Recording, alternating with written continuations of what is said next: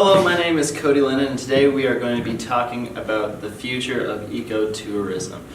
So what this is going to look like through the course of this lecture is we're going to talk about the definition and how it's changed over the years. We're going to talk about the difference between ecotourism and mass tourism. Can ecotourism be mass tourism, and what does it look like when that happens?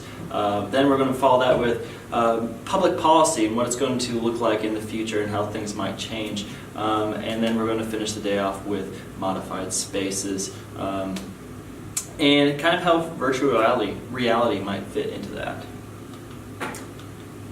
So if we look back at the beginning, the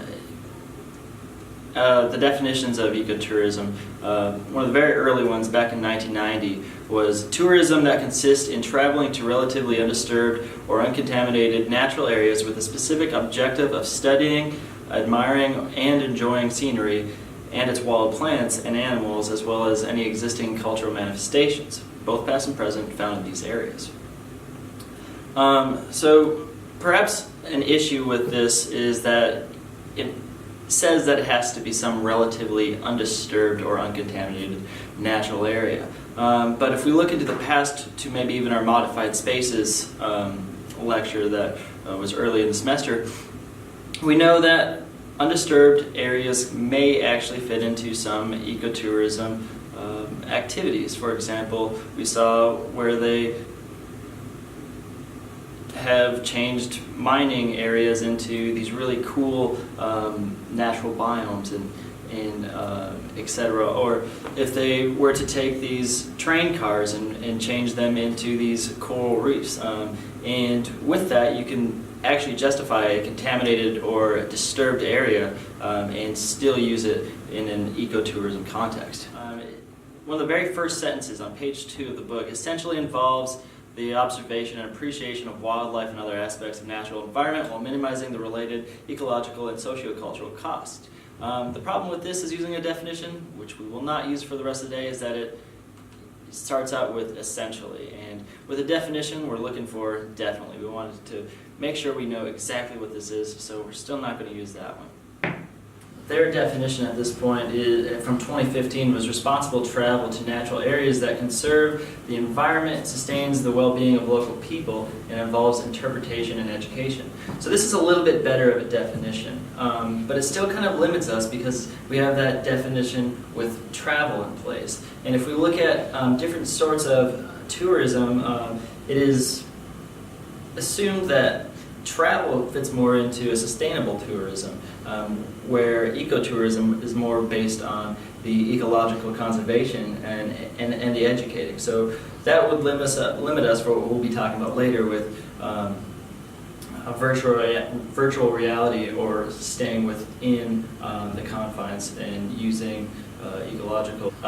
So going back to the book, if we look later in that chapter, it talks about ecotourism is a form of tourism that fosters learning experiences and appreciation of the natural environment or some component thereof within its associated cultural context. This is really not bad, but again, or some component thereof, it kind of leaves a little bit of vagueness. And this is a lot of the issues, or what leaves a lot of questions in the conversations that we have, is that these definitions can be so vague. We want something that is really concrete. So what we're going to use is actually an older definition that is a little bit more concrete than a lot of the other definitions that we see from our book. Still from Weaver, still from the guy who wrote our book. So that is, ecotourism is a form of nature-based tourism that strives to be ecologically and socioculturally and economically sustainable while providing opportunities for appreciating and learning about the natural environment or specific elements thereof. Next, we'll be talking about the future of mass ecotourism. Mass tourism, ecotourism. Might sound contradictory that they would happen at the same time, looking at past definitions. But in the future, is it our aim for everyone to be doing ecotourism? And if the entire population is involved in ecotourism, is it still ecotourism if we're having this mass population coming to the same time, given that there are a few conditions? And this will take 3 concepts. If we look at that definition that we agreed on in that last segment, ecotourism is going to have a focus of attraction is a natural environment of some sort. It's going to emphasize learning as an outcome of the interaction between ecotourists and the natural environment, and it should be ecologically, socioculturally, and economically sustainable. So really, as long as it can hit all three of these components, mass tourism might be able to fit into some sort of ecotourism concept. So a good example of where mass tourism and ecotourism might coincide is in safaris in Kenya. In this example, you might have a group of mass tourists staying at some sort of resort. But as long as they go on a day or multi-day excursion on some sort of safari, and it hits those three components where it can sustain some sort of tourism that way, it can actually be considered an ecotourism experience. This has a lot to do with the carrying capacity of that environment. So as long as it can carry a large number of people, then and tourists, then it could be considered an ecotourism event. A good way to use a good example of this would be recycling.